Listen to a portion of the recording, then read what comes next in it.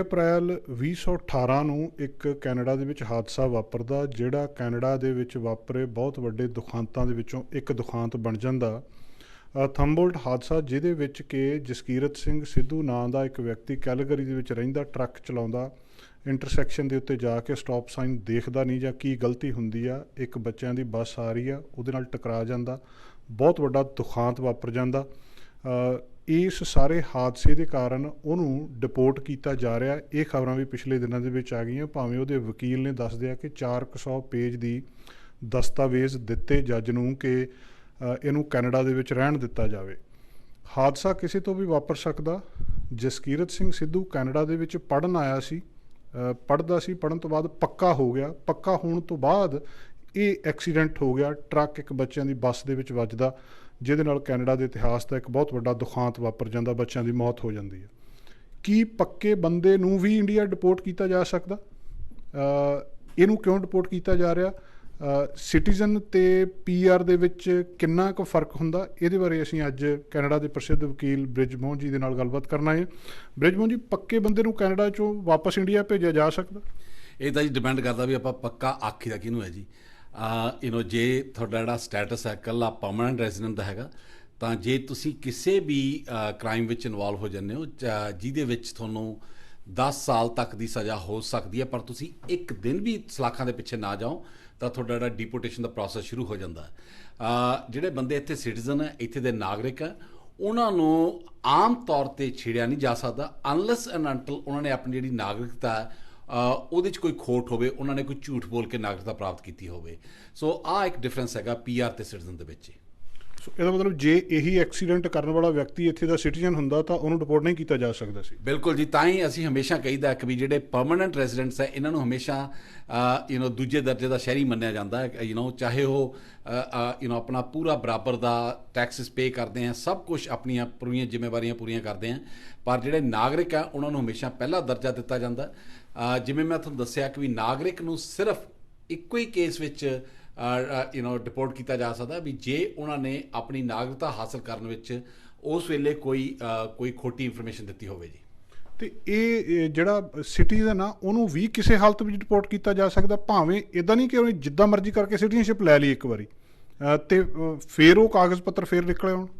ਨਹੀਂ ਜੀ, ਜੇ ਤੁਸੀਂ ਸਿਟੀਜ਼ਨਸ਼ਿਪ ਲੈ ਲਈ, ਉਸ ਤੋਂ ਬਾਅਦ 30 ਸਾਲ ਹੋ ਗਏ, ਤੁਹਾਡੇ ਆਪਣੇ ਬੱਚੇ, ਤੁਹਾਡੇ ਦੋਤੇ ਪੋਤੇ ਇੱਥੇ ਆ ਗਏ, ਅਤੇ ਜੇ ਇਹਨਾਂ ਨੂੰ ਬਾਅਦ 'ਚ ਪਤਾ ਲੱਗ ਜੇ ਕਿ ਵੀ ਤੁਸੀਂ ਸਿਟੀਜ਼ਨਸ਼ਿਪ ਲੈਣ ਵੇਲੇ ਝੂਠ ਬੋਲਿਆ ਸੀਗਾ, ਫੋਰ ਐਗਜ਼ਾਮਪਲ ਜੇ ਉਹਨਾਂ ਨੇ ਪੁੱਛਿਆ ਵੀ ਤੁਸੀਂ ਕਦੇ ਕੋਈ ਵਾਰ ਕ੍ਰਾਈਮ ਦੇ ਵਿੱਚ ਪਾਰਟੀਸਪੇਟ ਤਾਂ ਨਹੀਂ ਕੀਤਾ, ਜੇ ਤੁਸੀਂ ਕਹਿ ਦਿਓ ਮੈਂ ਨਹੀਂ ਕੀਤਾ, ਜਾਂ ਕੋਈ ਇਹੋ ਜਿਹੀ ਗੱਲਬਾਤ ਜਿਹੜੀ ਤੁਸੀਂ ਉਹਨਾਂ ਨੂੰ ਗਲਤ ਇਨਫੋਰਮੇਸ਼ਨ ਦਿੰਦੇ ਹੋ, ਉਸ ਗਲਤ ਇਨਫੋਰਮੇਸ਼ਨ ਦੇ ਬਿਨਾਂ 'ਤੇ ਅਗਰ ਉਹਨਾਂ ਨੂੰ ਪਤਾ ਹੁੰਦਾ ਵੀ ਤੁਸੀਂ ਗਲਤ ਇਨਫੋਰਮੇਸ਼ਨ ਦੇ ਰਹੇ ਹੋ, ਤਾਂ ਉਹਨਾਂ ਨੇ ਤੁਹਾਨੂੰ ਟੂ ਸਟਾਰਟ ਵਿਦ ਸਿਟੀਜ਼ਨਸ਼ਿਪ ਦੇਣੀ ਨਹੀਂ ਸੀਗੀ। ਜੇ ਕੋਈ ਇਹੋ ਜਿਹੇ ਹਾਲਾਤ ਹੈ ਤਾਂ ਚਾਹੇ ਤੁਹਾਨੂੰ ਇੱਥੇ ਰਹਿੰਦੇ ਨੂੰ 30 ਸਾਲ ਹੋ ਗਏ, ਚਾਹੇ 50 ਸਾਲ ਹੋ ਗਏ, ਚਾਹੇ ਤੁਹਾਡੀਆਂ 3 ਪੁਸ਼ਤਾਂ ਇੱਥੇ ਰਹਿ ਰਹੀਆਂ, ਤੁਹਾਡੀ ਜਿਹੜੀ ਸਿਟੀਜ਼ਨਸ਼ਿਪ ਆ ਉਹਨੂੰ ਰਿਵੋਕ ਕੀਤਾ ਜਾ ਸਕਦਾ ਜੀ।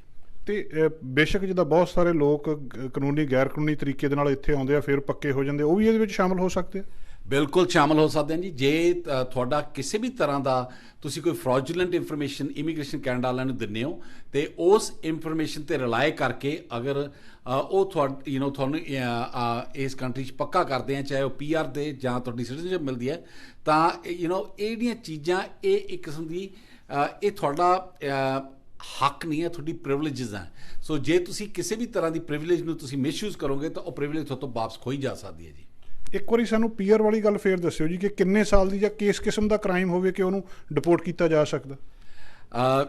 ਜਿਹੜਾ ਪਰਮਾਨੈਂਟ ਰੈਜ਼ੀਡੈਂਟ ਹੈ ਜੀ, ਉਹਨੂੰ ਜੇ ਕਿਸੇ ਵੀ ਕ੍ਰਿਮੀਨਲ ਓਫੈਂਸ 'ਚ ਉਹ ਕਨਵਿਕਟ ਹੋ ਜਾਂਦਾ ਜਿਹਦੀ ਸਜ਼ਾ 10 ਸਾਲ ਤੱਕ ਹੋ ਸਕਦੀ ਹੈ, ਅਗਰ ਉਹ ਇੱਕ ਦਿਨ ਵੀ ਜੇਲ੍ਹ 'ਚ ਨਹੀਂ ਜਾਂਦਾ ਪਰ ਉਹਦੀ ਕਨਵਿਕਸ਼ਨ ਹੋ ਜਾਂਦੀ ਹੈ ਉਸ ਓਫੈਂਸ ਦੇ ਅਧੀਨ, ਤਾਂ ਉਹਦਾ ਜਿਹੜਾ ਉਹ ਇਨਐਡਮਿਸਿਬਲ ਬਣ ਜਾਂਦਾ, ਉਹਦੀ ਜਿਹੜੀ ਡਿਪੋਰਟੇਸ਼ਨ ਪ੍ਰੋਸੈਸ ਸਟਾਰਟ ਹੋ ਜਾਂਦਾ।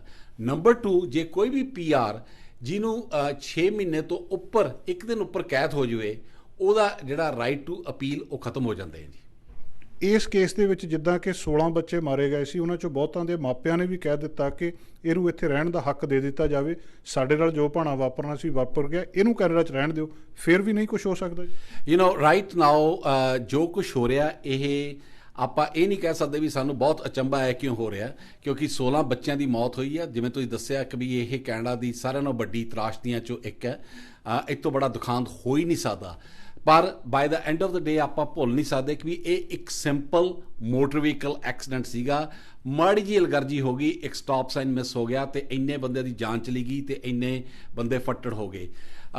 ਜੇ ਇਹ ਜਸਕੀਰਤ ਸਿੰਘ ਸਿੱਧੂ ਚਾਹੁੰਦਾ ਤਾਂ ਜਿਹੜਾ ਉਹਦੇ ਤੇ ਚਾਰਜਸ ਲੱਗੇ ਸੀ ਤਾਂ ਉਹ ਅਗਰ ਉਹਨਾਂ ਨੂੰ ਲੜਨਾ ਚਾਹੁੰਦਾ ਜੇ ਕੋਰਟ ਕਚਹਿਰੀ 'ਚ ਨਾਟ ਗਿਲਟੀ ਪਲੀਡ ਕਰਕੇ, ਤਾਂ ਦੇਰ ਵਰ ਵੈਰੀ ਗੁੱਡ ਚਾਂਸਿਸ ਵੀ ਉਹ ਜਿੱਤ ਵੀ ਸਕਦਾ ਸੀਗਾ। ਪਰ ਉਹਨੇ ਸ਼ੁਰੂ ਤੋਂ ਹੀ ਗੋਡੇ ਟੇਕ ਤੇ ਉਹਨੇ ਲੜਨ ਦੀ ਬਿਲਕੁਲ ਕੋਸ਼ਿਸ਼ ਹੀ ਨਹੀਂ ਕੀਤੀ।